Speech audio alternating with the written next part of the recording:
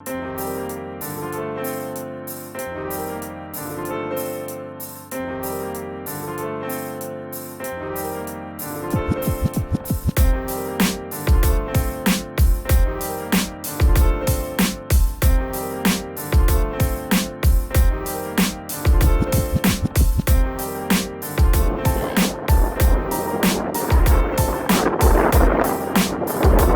are we doing in Baker, you might ask? There could only be one reason why we're in Baker. And no, it's not the alien jerky shop. Nope. The reason is we're heading to California, the promised land. It's time for some California poker action. Getting out of Vegas. You gotta get out of Vegas every once in a while. And that once in a while is now. Won't be too long of a trip. Just gonna be there for a couple days. Hit a couple of the spots, a couple of the casinos. Not exactly sure what the exact plan is at this point, but gonna get in there and then head back to the desert before too long. All right, gonna get back on the road, but before we do that,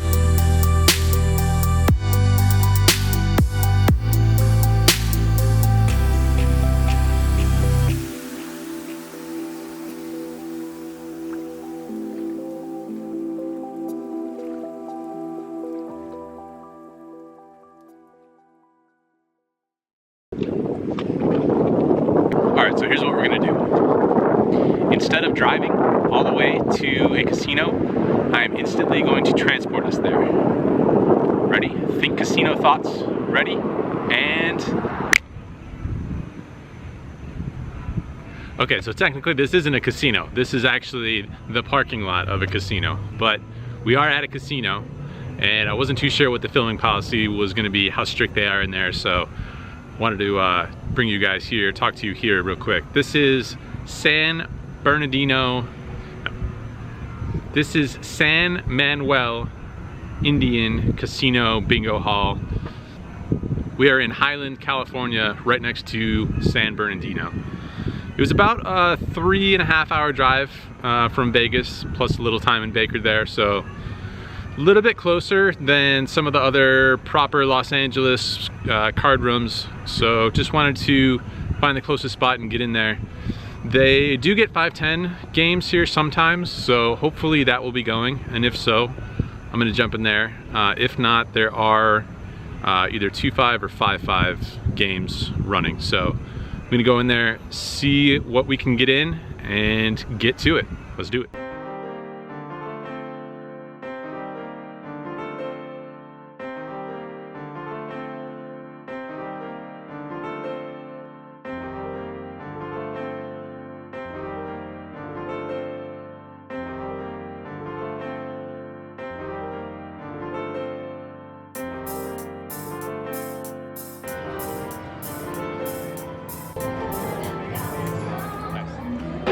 Alright, so just got on the list for the 2-5. There's 3 of those games going, and there's an interest list for the 5-10.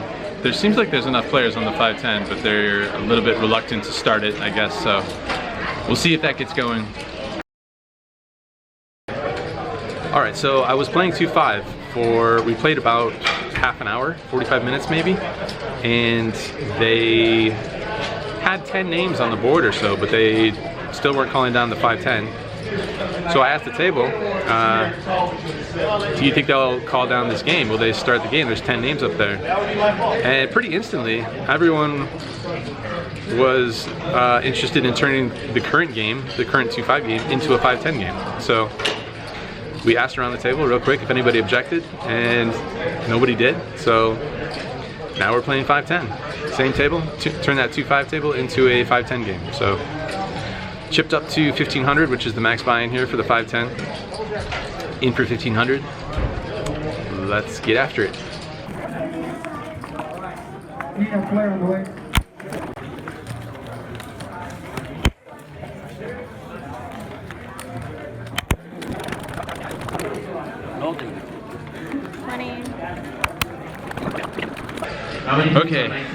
Okay, so here's the situation. Played 5-10 for about a couple hours or so. And guess what? An argument happened, so then the game broke. But ended up cashing up about $1,000 profit. So ran pretty good. Had one big hand, and for some reason I screwed up recording it. I missed recording it. So in the hand there was an under the gun limp. The next player to act makes it 70, which is a pretty big raise, pretty big isolation bet. Probably likes his hand. I look down at 2 kings, and I think he has about 800 or so to start the hand. So not super deep. I decided to 3-bet to $210. Definitely want to keep him in there. Don't want to fold him out. If he ships it all in there, obviously snap calling it off. Definitely not deep enough to fold 2 kings. So anyway, folds back to him and he calls. Flop is rather favorable. Flop is king 7-6 rainbow. He checks and I decide to check back. If he has ace king, that's great. If he has any other hand, I want to set the trap a little bit, give him a chance to improve or make a play at the pot. Turn is 8 of diamonds, puts a backdoor flush up. As soon as the card hit the table, he just snap ships all in. So we happily call right away. River's a 9. It's not the best card, puts 4 straight up there, but no worries. He shows pocket queens, and we take down the pot after he's drawing dead on the turn. So that's by far the biggest pot that I played. Aside from that, there was nothing interesting that happened, so it sucks that that's the hand that's one of the hands that I missed recording. So the game broke, and now I'm gonna go back to 2-5 for a little while, see if I can find an interesting hand to record. I'm not planning on staying here super late tonight because I drove all the way out here. I got up at a reasonable hour today. Got up at like 8:30 or 9 a.m. So been up for a while. It's currently about 10 or 10:30. Drove out here, not looking to stay up super late, but hopefully we'll find a good hand to get in there and go over. All right, gonna hop in there. 25. So in this hand, the under the gun player limps in, and I look down at 6-5 of clubs, and I decide to ISO the under the gun player with a raise. I make it $25. It folds back to the under the gun player who makes the call. Flop is so-so for us. Flop is 9-8-6 with 2 diamonds. We flop bottom pair and a gut shot, but the gut shot is obviously not to the nuts. The gut shot is to the worst straight. So after he checks, I decide to check as well. Just trying to get the showdown as cheaply as possible, and definitely don't want to get check raised in this spot. So I check back. Turn is a king of diamonds. Under the gun player checks again. I decide to stick to that same game plan. I check as well with my somewhat minimal showdown value, but it's hard to make a pair in this game, so it is something. So I check back again. River seems like an okay card. River is an offsuit 7. So we do make that straight. We have the bad end, but we have a straight. This time the under the gun player leads out for $25. Seems like a fairly straightforward situation. Don't want to raise on this board with the bottom end of a straight. And you don't see us ever folding for this price. So I toss in the $25. Unfortunately, he's got the Jack 3 of diamonds, and he turned a flush. So I guess he was never going anywhere at any point in this hand, and I suppose we lose the minimum.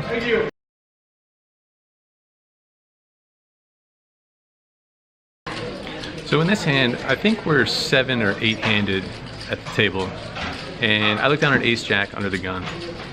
I raise it up, I make it 20 to go. I think it's a little bit too tight to fold. It's definitely not the best hand under the gun, ace jack offsuit, and especially full ring, but with one or two people away from the table, just too tight to fold. There's a caller in middle position, and the big blind calls as well. So we go 3 ways to a flop of ace, queen, 4. Pretty good flop for us. We will almost always have the best hand here. We're behind ace, queen, ace, 4, pocket 4s, and that's about it. We block a couple of those hands. So the big blind checks. I continuation bet for $35, and both players call. Turn is an offsuit 10. Not really a great card for us. There's less hands, less aces that we can beat now, because we obviously lose to ace 10 now, and we still can maybe get action from some weaker aces. So the big blind checks. I decided to slow down a little bit, maybe a little pot control, and I check as well. And the middle position player, he also checks. The river is a 7, and the big blind, he leads out this time for $50. Seems very straightforward. It's a pretty small bet into this pot. Raising seems a little too reckless. Can't really get value from too much here, and don't see how a fold is possible. So pretty straightforward. I call, and the middle position player folds. Unfortunately, big blind rolls over the ace 10. We had him in bad shape, but sometimes they get there.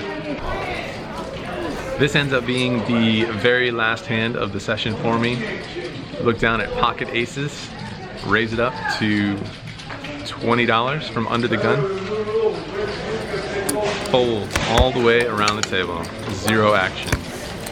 Brutal. Sad, sad face. So maybe that's a sign. Time to wrap it up, call it a night.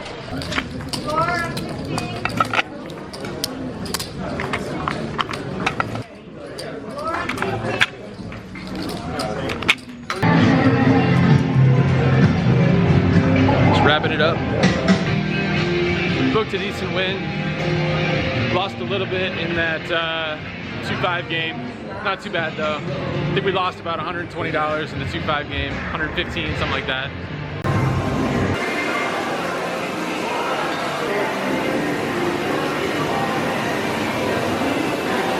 So yeah, the good news is that we ran good at 5-10 and then ran bad at 2-5.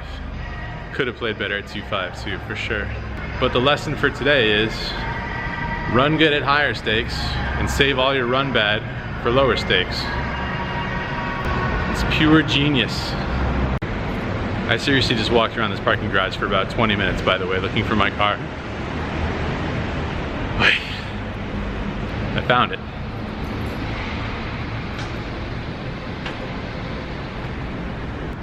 So yeah, we won about 1,000 in the 5-10, and we lost about 115 in the 2-5, which means we won about $885 according to my calculations on the evening. We'll take it for sure. Now I'm gonna head to the hotel for the night.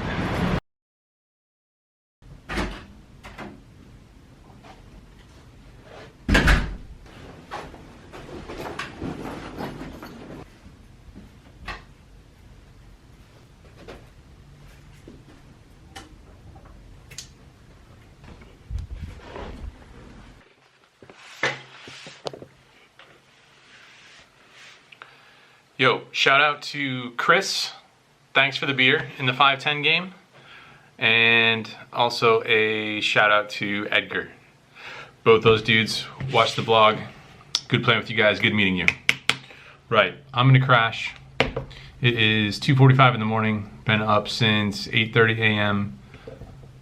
Sunday. It is now Monday. So I'm gonna crash for a few hours, probably sleep until 8 or 9-ish.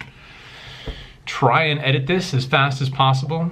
Can I possibly edit this before noon checkout? Seems unlikely, but I'm gonna give it a shot. And then tomorrow, we're heading deeper into Los Angeles proper. Play some of that LA poker. Plus a couple other things on the agenda. Won't be able to do everything I want to do. There's just so much to see and do in Los Angeles. Love it there. Love LA, my old stomping ground. But won't be able to do everything, but we'll do some things and more LA poker. That's for sure.